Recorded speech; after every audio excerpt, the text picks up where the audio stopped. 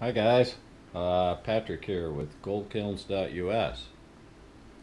What you see here is my KK8, which is the big brother to the quick kiln, and I thought I'd show you how to set the kiln up to get ready to do some melting and the proper way of lighting the kiln. Our burner is inserted into the burner port to where the brass tip just barely shows on the inside of the kiln.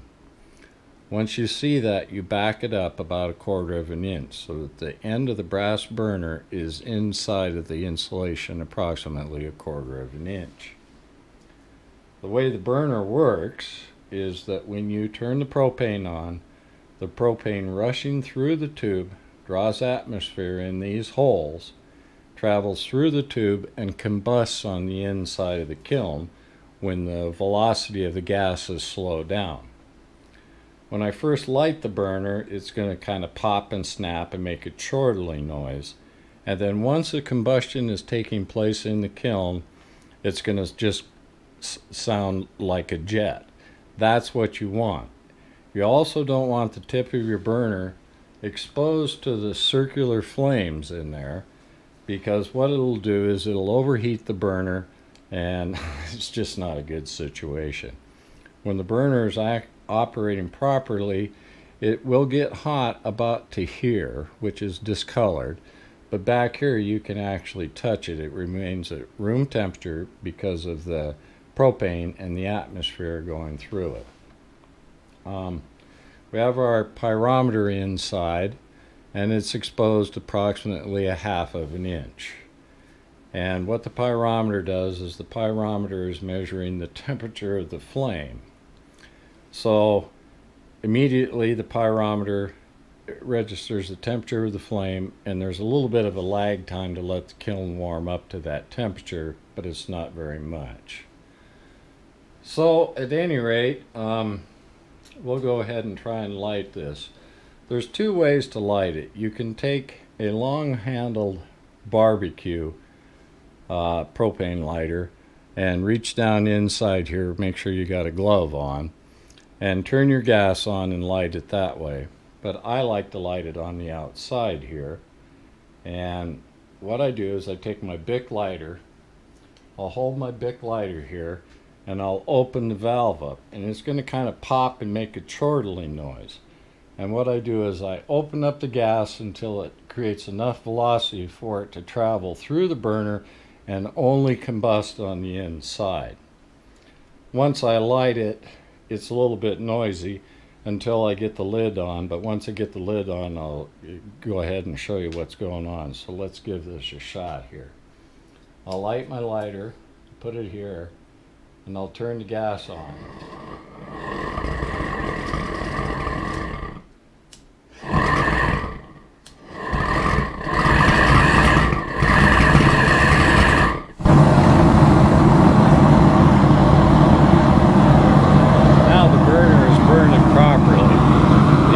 Going through the burner and only combustion on the inside.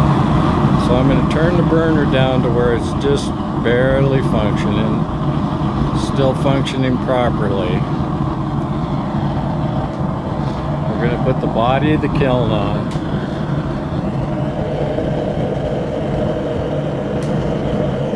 And then we'll put the lid on.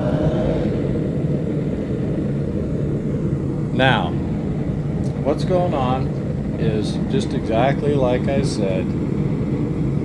The atmosphere in the propane is traveling through the burner tube to the inside of the kiln where it's combusting.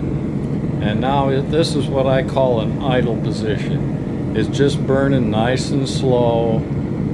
And even in the idle position, already the temperature of our kiln, not the kiln, but the flame right now, is approximately 1100 degrees. So when the kiln is burning properly in the idle mode, it's going to idle up around 12 to 1500 degrees. And what I like to do is I like to let the kiln warm up slowly. And we've only been burning here for 30 seconds and already we're about 1200 degrees. I'm going to open it up just a little bit. And now it's warming up. If you don't get this thing burning properly, it's going to chortle and pop and snap and make all sorts of noises. And what's going on is the combustion is taking place inside of the burner rather than on the inside of the kiln. And it's like I said, right now our flame temperature in there is approaching 1500 degrees, and yet your burner is cool. If I plug the holes up, you can hear the difference. So it's pulling the atmosphere and the propane through and combusting just on the inside of the kiln. The kiln is in idle mode right now. The inside is starting to turn orange. And idling, we're almost 1500 degrees. That's the proper way for the kiln to be functioning. And your burner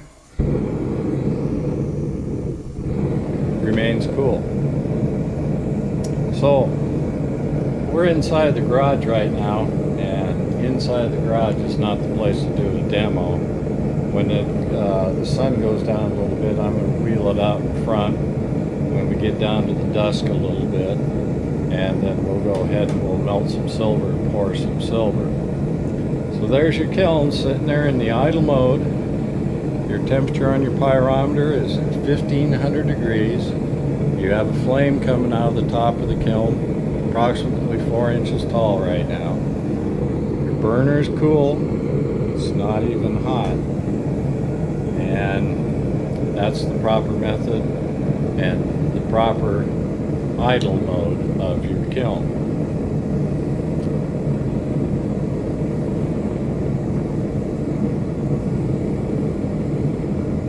So, I'll get back to you this evening after we wheel this outside and we got something to melt. Hi guys, Patrick here with goldkilns.us again. I wheeled this thing out in front, and at any rate, let's go ahead and light the kiln up. I'll let it warm up and then we'll go ahead and see if we can't pour us a silver bar here. First, let's see if I can get this puppy to light.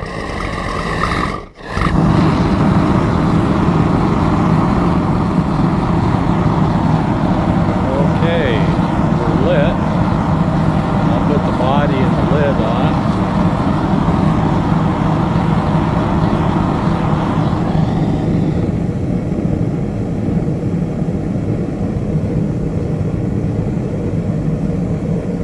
Yeah, there we go. Okay, it'll take a few minutes for this to warm up. I like to warm them up slowly, and ultimately we'll bring it up to about 2000 degrees, maybe a little more, and we'll pour us a 1 pound, troy pound silver bar here in a minute. So at any rate, it's getting kind of dusk. It might show up a little bit better here as things get warmed up. But at any rate, let's let her warm up, and then I'll get back to you. Okay guys, I'm back. Kiln's running about 2000 degrees right now. Didn't take very long, about 5 minutes, but to keep this thing fairly short. What I've done is I like to set my crucible on top of the kiln as it's warming up, and let the crucible warm up a little bit. That helps to minimize thermal shock when you put it in there. So at any rate, I'll grab this and we'll go ahead and charge the crucible. Pick it up off of there. Set it over here. We'll remove the body and the lid. And we'll get our crucible. Set our crucible in the kiln. Center it. And then we'll put our lid and our body it back together.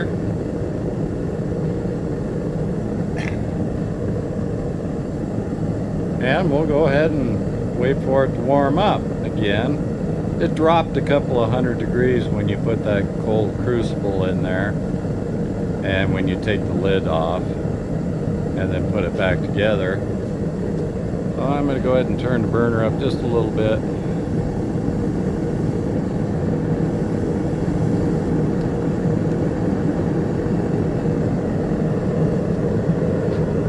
Drop down to about 1800 degrees, and at any rate we'll go ahead and let her cook here and let it get melted, and we'll pull it off there and pour us a bar. I'll get back to you. Okay guys, I'm back. I got the mold on top of the kiln. I like to preheat my molds when I'm pouring, so we'll take the mold over and set it over here.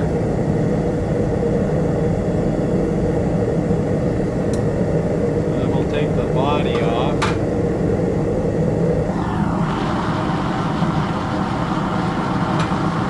And we'll fetch our crucible out of there.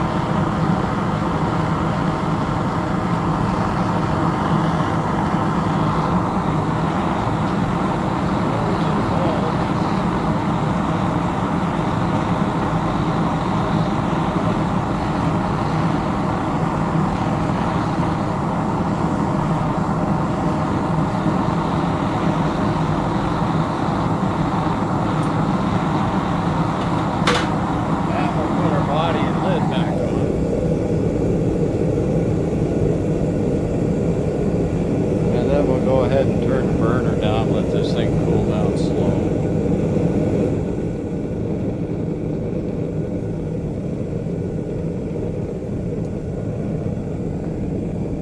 And so far I haven't screwed anything up. We'll let it cool down. I'll chip the flux off of it and I'll show you what we got.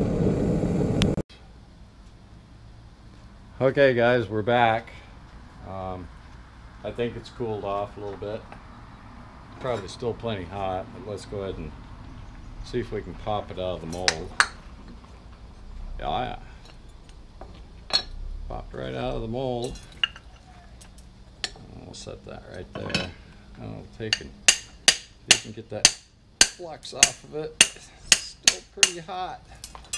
Flux doesn't chip off very good when it's hot.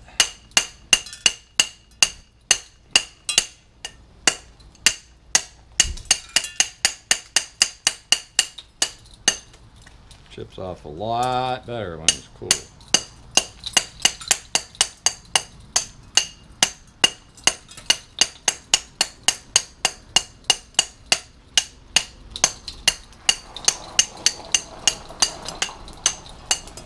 But we're trying to rush this a little bit.